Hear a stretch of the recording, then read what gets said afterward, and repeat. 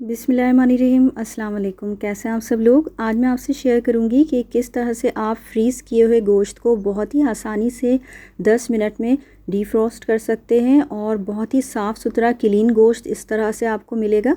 तो इस तरीके को ज़रूर आप बकर ईद पे या आम दिनों में भी इस्तेमाल कर सकते हैं। इसके लिए सबसे पहली तो टिप ये है कि जब भी आप गोश्त को फ्रीज़र में रखें, उसको इस तरह से फ़्लैट करके रखें। जिस तरह से एक गठरी सी बना देते हैं या एक बॉल सी बना देते हैं, उस तरह से करके नहीं रखें कभी भी।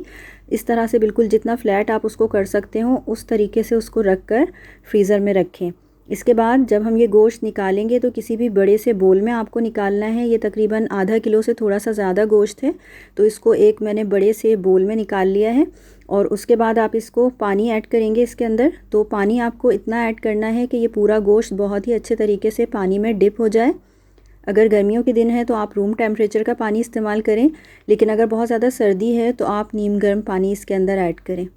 तो पूरा गोश्त इसके अंदर डिप हो गया है। इसके बाद हम इसके अंदर आधा किलो गोश्त के लिए तकरीबन आधा टेबल स्पून नमक ऐड करेंगे।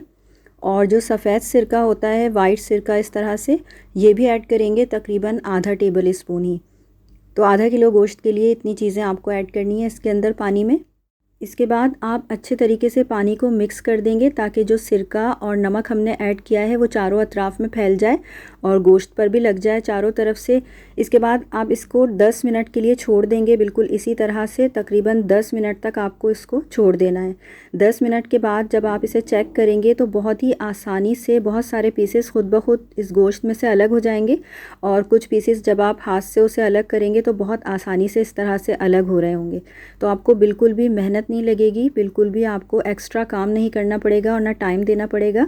आप इस तरीके से गोश्त को बहुत आसानी से डीफ्रॉस्ट कर सकते हैं। यही तरीका आप मटन या चिकन में भी इस्तेमाल कर सकते हैं, बीफ में इस्तेमाल कर सकते हैं।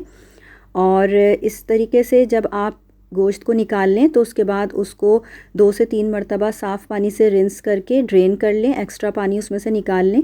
जब आप इस तरह से करेंगे तो आप देखेंगे कि गोश्त बहुत ही साफ़ और क्लीन हो जाएगा और जो एक्स्ट्रा ब्लड गोश्त में होता है वो भी निकल जाएगा। गोश्त आपको अलग ही नज़र आएगा, बिल्कुल पिंक कलर का।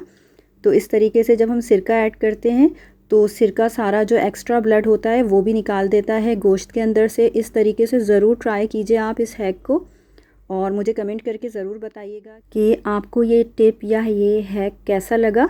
तो ज़रूर इस तरीके को ट्राई करके देखिएगा। अपना ख्याल रखिएगा। अल्लाह हाफ़िज़।